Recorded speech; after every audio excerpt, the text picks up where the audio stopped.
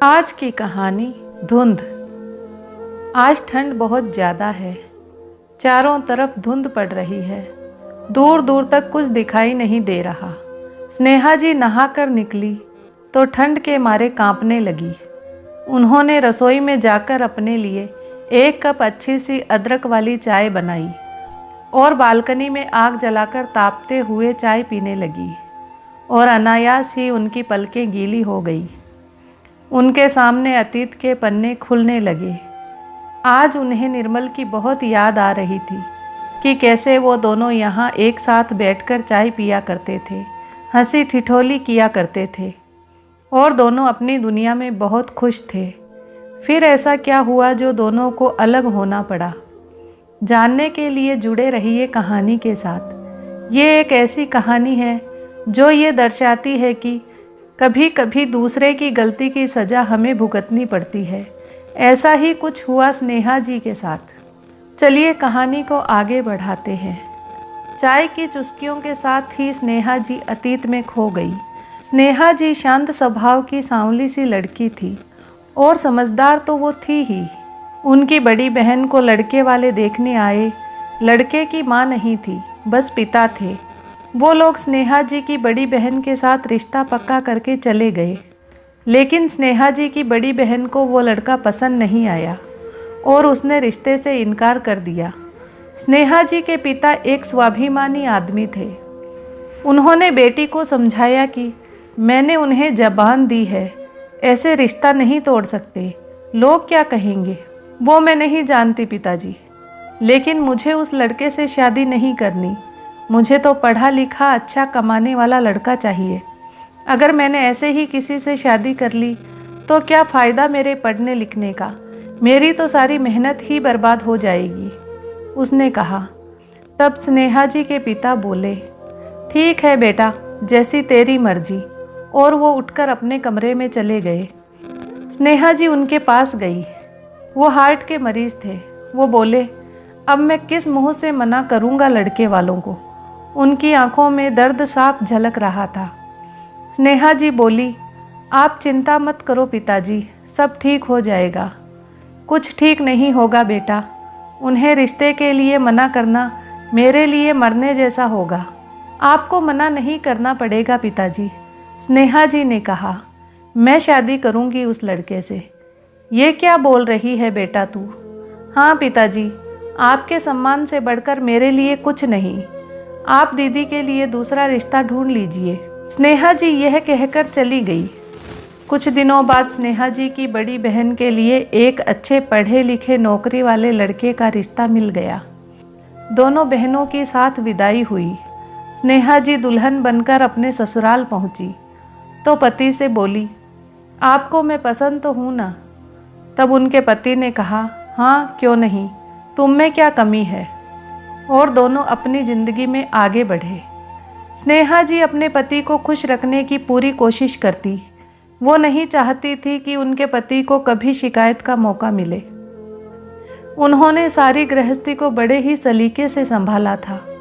वो हर काम में कुशल थी। ससुर का भी अपने पिता की तरह ख्याल रखती और उनके ससुर भी उनसे बेटी जैसा स्नेह रखते। लेकिन कहते हैं ना, वक्त के आगे कोई नहीं जीतता, और वक्त बदला। निर्मल अब घर देर से आने लगे और स्नेहा जी से कुछ दूरी बना ली। स्नेहा जी ने सोचा शायद काम का ज़्यादा बोझ होगा, इसलिए वो परेशान हैं। लेकिन एक दिन निर्मल ने स्नेहा जी को अपने पास बिठाया और बोले, देखो स्नेहा, मैं जानता हूँ तुम बहुत अच्छी हो।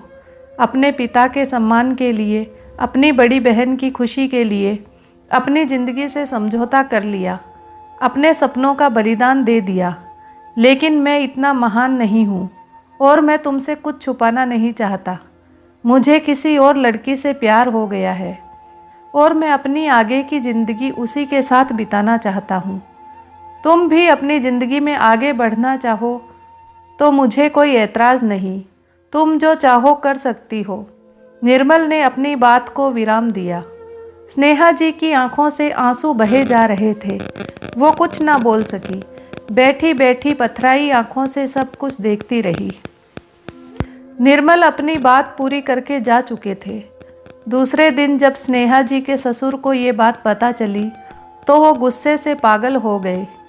नालायक कहीं का, गाय जैसी सीधी मेरी बहू, जिसने दूसरों की खुशी के अलावा कभी कुछ नहीं सोचा, तुझे उसके साथ ऐसा करते जरा भी शर्म महसूस नहीं हुई? समझता क्या है तू अपने आप को? उनके ससुर हाँफने लगे। स्नेहा जी दौड़ती हुई रसोई में गई और पानी लाकर उन्हें पिलाया। बाबूजी, आप शांत हो जाइए, आपकी तबीयत बिगड़ जाएगी, स्नेहा जी ने कहा। कुछ देर के लिए पूरे घर में सन्नाटा छा गया। फिर स्नेहा जी बोली, बाबूजी, आपकी बेटी इतनी कमज़ोर नहीं है, वो अकेली जी सकती है और हर इंसान को अपनी ज़िंदगी जीने का पूरा अधिकार है। और अगर मैंने इन्हें रोक भी लिया तो कौन सा इन्हें पा लूँगी? दूर तो हम हो ही चुके हैं। इंसान शरीर से दूर और पास नहीं होता, दिल से होता है। और इनके दिल ने तो मुझे कब का बाहर निकाल दिया है, तो इनके साथ रहने से भी क्या फ़ायदा? इन्हें जाने दीजिए। मेरी तरफ से आप आज़ाद हो, मुझे आपसे कोई शिकायत नहीं है, स्नेहा जी ने रुआंसी आवाज़ में निर्मल से कहा। तभी उनके ससुर बोले, मैं अपनी जायदाद में से तुझे फूटी कौड़ी भी नहीं दूंगा, निकल जा मेरे घर से। वो गुस्से से बोले।